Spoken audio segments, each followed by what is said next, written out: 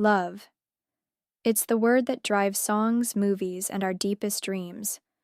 We grow up believing that love is the ultimate answer, that if you find the right person and feel that rush, you've found everything you need. But here's the uncomfortable truth. Love is not enough. Yes, love is the foundation. Yes, it's essential. But if love alone could guarantee a lifelong marriage, the divorce rate wouldn't be what it is today. So before you say, "I do," before you lock yourself into what should be one of the most important commitments of your life, there are 5 essential conversations that every couple needs to have. These aren't casual chats you throw into a late-night pillow talk. These are deep, sometimes uncomfortable, but absolutely necessary discussions that will shape the future of your relationship. And trust me, ignoring them doesn't make the issues disappear. It only delays the inevitable. Because what destroys marriages isn't always the absence of love, it's the absence of alignment. Let's dive in. The first conversation you absolutely must have is about money. Money may not sound romantic, but it's one of the top reasons couples fight and even divorce. Think about it. How you handle money reveals how you handle life. Are you a saver? Someone who clings to financial stability like a lifeline? Or are you a spender? Someone who sees money as a tool to create experiences and joy in the present? Neither is inherently wrong, but when two people have drastically different financial habits, conflict is inevitable. Imagine this. You're the type who budgets carefully, saving for the future, and your partner comes home one day with a brand new car bought on impulse. You feel betrayed, anxious, even disrespected. For them, it was just a purchase. For you, it's a violation of security. That's not a small difference. That's a core value clash. You need to ask, how do we save? How do we spend? Do we merge our accounts or keep them separate? How much debt is acceptable? Do we prioritize buying a home, traveling the world, or investing in our future children's education?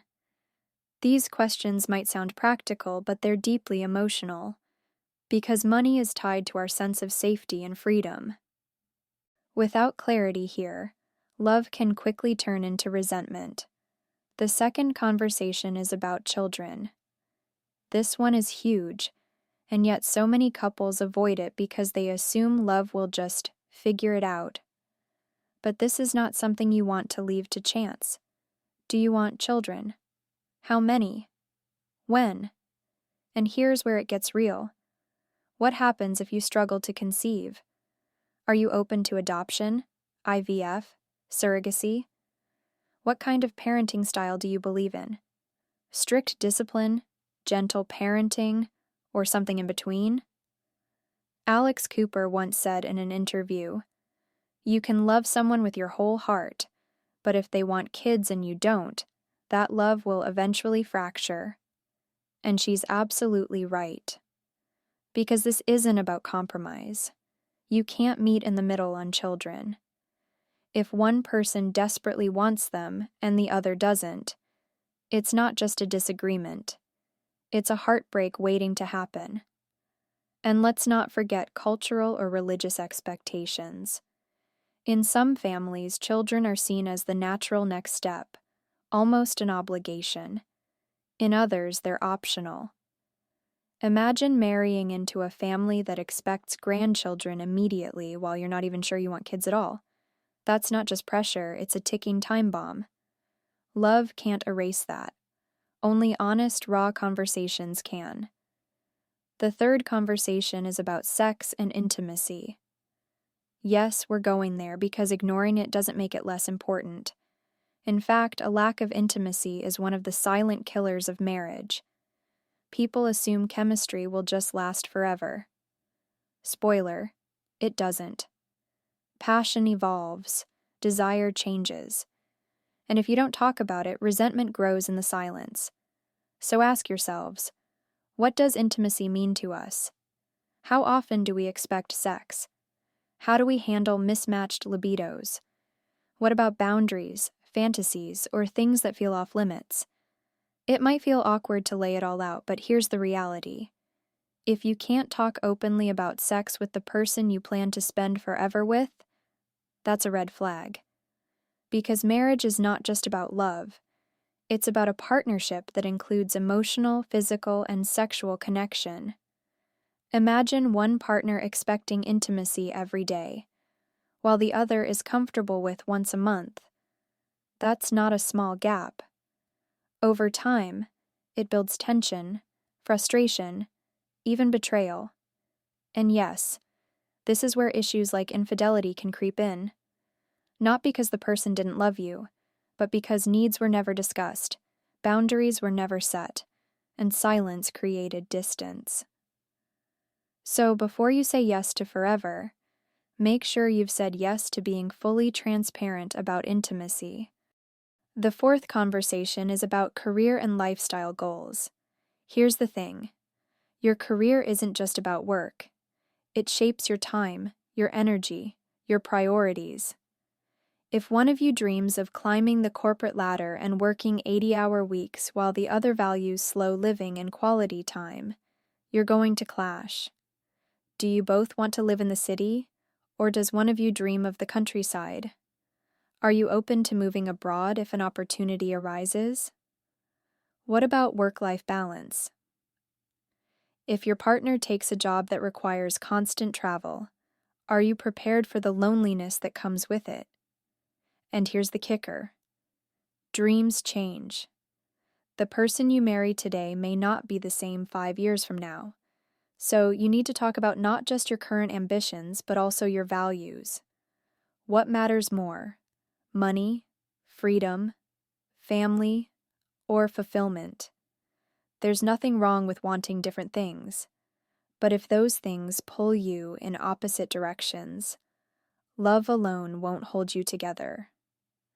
The fifth and final conversation is about conflict and communication. This might be the most important one of all, because every couple fights. Every single one. The question isn't, will we fight? The question is, how will we fight? Do you shut down when you're upset, or do you raise your voice? Do you need space to cool off, or do you want resolution immediately? Do you bring up past mistakes in the heat of the moment, or do you focus on the present issue? Here's a hard truth. Unresolved conflict doesn't just fade, it builds layer by layer until it creates emotional distance. And distance in marriage is lethal. Think about it. If every argument ends with one person storming out and the other crying alone, resentment builds. If every disagreement becomes a competition, love turns into a battlefield. Healthy communication means learning to fight fair, to listen as much as you speak, to repair after a rupture. And yes, it requires vulnerability. Saying, I'm hurt, instead of, you always do this. Saying, I need reassurance, instead of, you don't care about me. Alex Cooper often talks about radical honesty, about being unafraid to lay your fears, your needs, your flaws on the table. That's not weakness. That's strength. Because when you communicate openly, you create safety. And safety is what allows love to thrive. So let's recap. Before you walk down the aisle, before you say yes to forever, you need to have 5 conversations about money, about children, about sex and intimacy, about careers and lifestyle, and about conflict and communication. Love is powerful, but love without alignment is fragile. These conversations don't kill romance, they protect it. They build a foundation strong enough to hold the weight of real life. Because marriage isn't just about the fairy tale. It's about building a life together brick by brick, decision by decision, conversation by conversation. Now let me leave you with this thought. If you're scared to have these talks, Ask yourself why. Is it because you fear the answers? Is it because deep down, you know you're not aligned? Or is it because you've been told that love should conquer all, and anything less feels unromantic? The truth is, love doesn't conquer all. Love requires partnership. Love requires honesty. Love requires courage. And if you can find the courage to have these 5 conversations, you're already proving that your love isn't just emotional, it's intentional. So, before you get swept up in the dress, the venue, the flowers, and the vows, pause. Look at your partner. Ask the hard questions. Have the uncomfortable talks. Because that's what love really is. Not just a feeling, but a choice. Not just passion, but preparation. Not just romance, but reality. Love is not enough. But love, combined with alignment, honesty, and shared vision, that is more than enough. That is what creates marriages that don't just survive, but thrive.